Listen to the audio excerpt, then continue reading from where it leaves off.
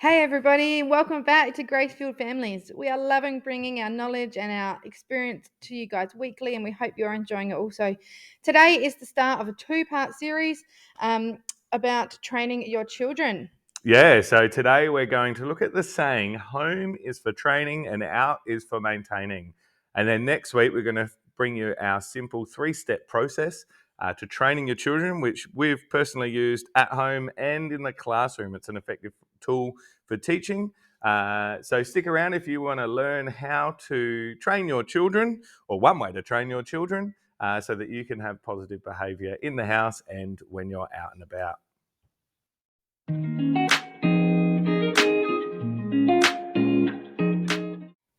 The saying, home is for training and out is maintaining, was first given to us by an American friend of ours in Bali called Jenny. Jenny's a mother of 5, similar to us with 5 kids, who were living on mission in Bali, and their children were just utterly delightful and just that little bit older than ours. And they'd been through what we'd already been through. And so Nicole was hanging out with Jenny one day at the cafe in Bali, and she had some of her kids with her. And Nicole couldn't help but notice just how well behaved they were. And so she asked them, like, what's going on? Why are they so well behaved? And Nicole noticed there wasn't even a screen in sight. No, and How do they do it without screens? yeah, well then she gave me this simple tip. She said, home is for training and out's for maintaining. And I was like, wow, that's a cool concept. And so yeah, it really hit me like a light that I'm like, that's a really cool concept to bring into our family as well. Yeah, so she, as the catch up went on, I guess it was highlighted to me also that they weren't perfect either. It wasn't like they were these perfect little angels. But what she what she did was she would often say to them, please stop and we'll talk about this at home. And so she really protected them from shame Mm. while they were out. And so she would train at home and then she would maintain what they've trained at home, but she would do it in such a loving way that it wasn't to shame them, and said, oh, we'll talk about it at home. And so didn't at all embarrass them in front of me, which I really appreciated and I really respected. So it's that mixture of like correction, but with the grace that needs affording to these little people Yeah, and because a they're just grace. little people. Yeah, and also grace that you can do that in private and not in front of other people as well, which was something I really appreciated. I used to watch a lot of her parenting in lots of catch ups that we did, and she would often, if she needed to discipline at the time, she'll take them away and she'll talk to them or she'll pray with them, away from everybody else as well. So I really Mm. respected that. But another thing she did was she would often say she had trained them in such a way at home to then maintain that when she was out, she would say to them, "This is mummy's time with my friend, and it's your time to colour or play or whatever they were doing at the time." And then she said, "And mummy will spend time with you, or mummy will play with you when we get home or after this." And so she promised them a time of connection, but also said, "This is my time, and then there will be your time as well." And it was kind of like a celebration or a reward, I guess, for the really great behaviour that they displayed while they were out, and also the time they were giving her to just be with me, her friend. And yeah, but they're still, yeah, Scott and Jenny are still like one of the best family teams we've witnessed, isn't Yeah, it? And yeah, it was a real privilege to learn from them, and we learnt lots of tips and tricks from them, yeah. which was really cool. So a bit of a side note is you become who you hang around, right? And so make sure that you are connecting with people who have kids and families living the way that you're inspired to have your own family live. And we found it helpful. We'll often find opportunities to ask those parents, hey, if you had one tip or 2 or 3, whatever it might be, depending on the time you've got, what would you give us as younger parents? What tip would it be in our parenting? And you pick up some amazing Mm. gems, and you get to glean, iron sharpens iron off of them. So that's a side tip. Yeah, also like to be in relationship with people that have kids a little bit older than yours who've already done a little bit of that journey, so that you can learn um, from their modeling, I guess, as well. Absolutely. That's Yeah, why we're designed to live in community. Hey. absolutely. Yeah, yeah. Yeah, so training is essential. Like, we can't just expect that they will grow into productive humans without training. Um, But it doesn't mean that we expect perfect behaviour either. They're kids. We're all human. None of us are perfect. But you also can't expect behaviour that you haven't first trained at home. Like, there's lots of different reasons, I guess, to train children. Like, it can Mm. be practical things. Like, it can be getting ready for school independently, or waiting to talk to mummy and daddy while they're talking to somebody else, or other practical things of even how to help out around the home or things like that. But it also can be about the big values and the matter of character and Mm. of the heart, like such as like loving a friend in a difficult time, or how to love someone when they've been mean to you, or how to forgive someone they've been mean to you. Like, it's a lot of training. It's really, really important. Now we want to deep dive down into Proverbs 22:6, and it says, let me read it for you. It says, train up a child in the way he should go, and when he is old, he will not depart from it. Yeah, super short verse, but with heaps to unpack. And so we're going to do a deep dive right now. And the first part of that proverb speaks of training your child in the way they should go. And when we get to train our children, we have to realize that they're actually an individual. That when it says the way they should go, that acknowledges that each and every child has their own sets of gifts, their own sets of weaknesses, their own talents, their own desires, their own drives, their own like ways of thinking, the way their brain works, Yeah, they're really unique. neurodiversity. Yeah, every single child is unique, and as a parent, when you're training, you really need to take each of those each of the children individually into account. So we have 5 kids, and they all have their own set of unique strengths and weaknesses, don't they? Absolutely. And when training, they need to be considered. Um, What works for one doesn't always work for the no, next one, you know? definitely not. So, for example, Isaac, our big kid, he's an absolute rule follower. Okay, he wants to make sure that he hasn't done anything wrong with the rules. So, usually, just putting some rules in place and some boundaries in place, most of the time, works for him. Mm. And that's not too hard, is it? That's pretty. We can work with him. Okay. But we've got a couple of others, 2 of our others, who are quite space cadets. They're often off with the fairies. Give them a rule. It's not that they don't care less about the rules. It's just a few seconds later, those rules are forgotten about. And so for them, we need to provide them visual cues and a reminder. So yeah, it's acknowledging that the way they should go is different for each kid because they are each a different child. And in our family insight guide, you get to look at your profiles of each of your kids and get a bit of a better understanding of what that is. Yeah, the book of Proverbs also presents a concept of the way being the path of wisdom, contrasting the path of Mm, folly, and that wisdom leads to success and folly leads to destruction, really. And surely this is also the way to train yeah. a child in as well. Train your children. You want to train them to choose the way of God and to choose to want to follow him and to want to do the right thing to follow him and to grow in his ways.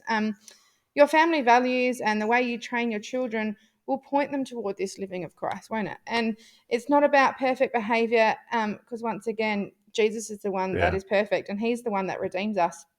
But it's about growing their heart for the love of God and for others too. It's about respecting God, love others. And it's not about controlling your child, but about guiding them and directing them to choose that for themselves, So to choose the way of behaving correctly or behaving in a loving way or a yeah. respectful way. So really, it's about training your kid to be respectful. We've seen children before where they're perfect around their parents and then monsters away from their parents because they've been trained to be controlled, to do everything that mum and dad says, but not to love others in the world that they need to look after. And in contrast, you meet kids like Jenny and Scott's kids who uh, their goal is to be kind and to love all that they come in contact because of what Christ has given them. And so that's our desire, is to train our kids up in the way of following God and His path in those ways. And the second half of the proverb talks about, and when he is old, he will not depart from it. What does that mean? Depart from the way, from the wisdom that is Christ and following Christ. Um, For me, that brings up heaps of excitement. Does it excite you? You know, that your training is building towards a child that grows up to be a respectful, kind, caring, loving, faith-filled young person that's going to make a huge difference in this Yeah, world. Like, absolutely. that's big picture. All right, that's what we're doing here. That's why parenting's hard. That's why we work at it, and that's why we want to share our journey and our learnings with you as well. And one of things I absolutely love as being a teacher is when I'm out and about and I run into old scholars and I get to find out where they've gone and what their stories are. And most of them have landed on their feet, and it's pretty cool to see and to hear their stories. And every now and then, one of those stories comes with like a thankfulness for a specific thing that I've been able to do as a teacher as part of my job that has left a lasting impact on their lives. In fact, the other day I went to pick Jeremiah up from basketball training, which is at the school, and they were having a reunion, and one of the students ran up to me and goes, "Oh, we're so glad you're here. We wish you were here," and started sharing a story about the impact that I'd had on her life. And that's just cool. And guess what? One day, that'll be your kids. Hopefully, you're not just randomly running into them at the shops, but you'll be catching up with them on a regular basis. Um, and they'll be sharing what they're doing, how they're loving their community, how they're growing towards success, how they're growing towards respect, how they're sharing the love of Christ with the people around them. They'll be asking you for advice on where they should go and how to continue. And the training's like you get to see the fruit of that training. And for me, that fills me with great excitement, particularly in those times where training is tough. Yeah. Um, where your kids are losing it. You might be in the middle of a shopping center, or you might just be at home and you're vulnerable because you're in your safe space as well.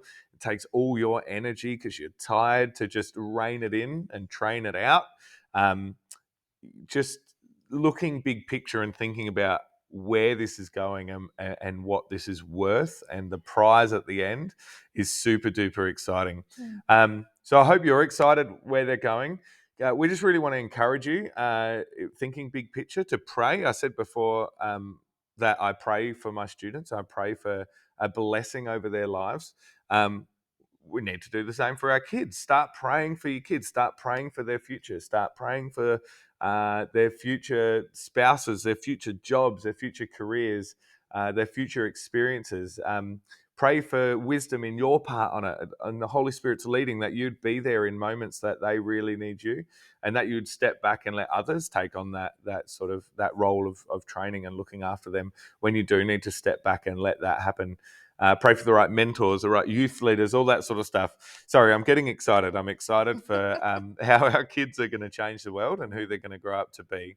But it takes training, and it's a privilege to be able to train our kids to go and grow in the ways of the Lord. Yeah, so I guess the training is the long, hard part. It takes a Yep. lot of time, it takes a lot of prayer, it takes a lot of patience, a lot of persistence. A lot Um, of communication between yeah, us. yeah. Yeah. And, it's a lot of repetition. Yeah. It's a lot of repeating it to the kids, a lot of training. This is what we expect. Um, Groundhog Day. and yeah, Groundhog Day, I guess, yeah. Why are we teaching this again? But the training happens at home. What you want to see Yeah. in the home and out of the home needs to be taught to the kids. They can't just be expected to know it. But then I guess you keep going, and then you get to the second stage, which is the maintaining of Maintaining, it. yes. Maintaining of the desired behaviors in the home and out of the home. I guess it's maintaining is the part of the process where your kids have been shown the behavior, they've practiced it in a safe and calm and supportive environment, Yeah. and now they're ready to put it into practice in the real world. It's game day. It's going to be hard, Yeah. but it's absolutely possible. And when you have trained well at home and they know the expectations of the team, of our family team, and how to their behave in those situations, they are then able to maintain it when you're out. And it's about expecting that your kids can do that, because kids can. Yeah. Often, actually, before we go somewhere, even last night, I actually went out for dinner, and just before we got there, we said, okay, so what will we be expecting when we're here? So that they can actually maintain that behavior. They know what the expectation is, they know what we want them to do, they know how to behave because we've taught them that. And so then they maintain it when we are out for dinner. But you can't always expect it to go perfectly, can you, love? No, it's like when a rocket ship is sent to space, right? It's only ever on target about 3% of the time. That's a Like very it's a very small very percentage. small percent. The other 97% of the time, it's being redirected back onto course because it's, of course, wind pushes it one way or the other. The different thrust, it's just impossible to stay um, on target the whole time. And it's the same with our kids. Our kids aren't perfect, all right? They are beautiful, awesome young people growing up to be great big people, but they need gentle steering along the way. Um, and we need to steer them back on course. And sometimes that's a small thing, like a look when you're out. Maybe it's a small word, but sometimes you do need to remove them, take them to a private space, and give them a more strict sort of instruction, a bit of a warning about their time, and how it might get sorted out when you get home in a different way. Um, but it's so important that every time your kid stuffs up, and we stuff this up ourselves sometimes, but is that you are seeking connection first. Mm. Shame, guilt, uh, those sorts of things, the things that make them feel terrible, uh, Belittling them. belittling them in front of people. Um, uh, that's not the way Jesus deals with us. Jesus doesn't pull us out in front of the crowd and shame us for our deep, darkest secrets. He deals with that in our hearts. He deals with that in our private places. Okay, he gives us the opportunity to talk to others about our shortcomings. He doesn't air them out to the entire world, and that's the same we need to be with our kids. Mm. Shame will drive your kids away from you in no time. Seek connection, seek a loving way to do it. Again, that doesn't mean there are not consequences for their actions, because to love your kids is to hold them accountable for what they've done. But seeking to connect them, treat them as Jesus has treated you, Mm. is what is most important for them and getting through the situation. And Mm. remember, if you're out and they stuff up big time, you can always deal with that in greater detail later. They're not a dog or a goldfish. They don't forget things quickly. They will be happy to debrief later if you connect with them in love. Yeah. Another of the big things that Jenny actually taught me, as we were talking about Jenny earlier, is also one of the big things we need to do as parents is to set them up for Mm. success. And we can either set them up for success or we can set them up for failure. And what I mean by that is it can sometimes, it's one of our kids are mucked up because we didn't prepare them properly. And we didn't set them up for success. In fact, keeping them fed. Because what I know that some of our children, if they're hungry, they're hangry, Mm. Yeah. and they don't behave well when they're hungry. So also, if you've had them up heaps late than up before, and then you go out and you to something, another big thing, straight away, they might be too tired to remember how to behave properly. And when I'm tired, my guards fall down too sometimes. How many times have Yeah. we taken a baby out over nap time and Yeah, expected yeah. them Expect them to be not to like, what just were we cry? thinking? Oh, why are they crying? Oh, it's nap time. Yeah, what are we doing? Yeah. Yeah, and so I guess setting them up for success. So setting them up, making sure that Hmm. they're not too tired, making sure that they're well fed, and also sometimes reminding them of that expected behavior. As we were saying last night before we went out for dinner, we reminded them what do we expect, because they can remember things, but they also forget things too. So it's important to continue to go over it, rehash it, Hmm. and Can I just, also sorry, add to that? yeah. That, like, it's also about the time you've given or an expected time that you're going to give them in the future so that they know that as a team that you're together. So our kids, if they've not had mum and or dad spend time with them, like right now we're filming, we spent a bit of the morning playing with them and doing what they wanted to do because we knew we needed, this half an hour to sit here and film this video for you guys. And so they're respecting this time because we've given them time. They know after this that we'll lunch and we'll hang out some more. It's really important if you're going from one thing to the other, to the other, to the other, where they're like sitting in a cafe one moment and then expected to be watching a movie at a friend's house in another room, and they're just ignored, then you're not setting them up for success either. Yeah. And sometimes it calls for celebration and reward as well. Absolutely. And to, expect that reward. Like, for example, right now, as we're filming, the kids know that afterwards we're going to do this, and this. And so it's, setting them up for that reward. And celebrating when they're really well behaved, celebrating when they are, they have done the right thing. We're so proud of you. We so love what you did. And let's celebrate that together. It might be a yes day. It might be going out for Yeah. a coffee. It might be having an ice cream. It might just be watching a family movie. Whatever it is, Or a simple celebrate. high five and a well done. You were awesome in the cafe today. Yeah, Yeah. absolutely. So celebration is super important. So there you have it, guys. The home is for training, out is for maintaining. We get it perfect every time, don't we? Yeah, our kids Yeah. are angels. No, No way. everything through the grace of God. You know, He Absolutely. gives us grace. We give our children grace. We give each other grace, and give yourself grace individually.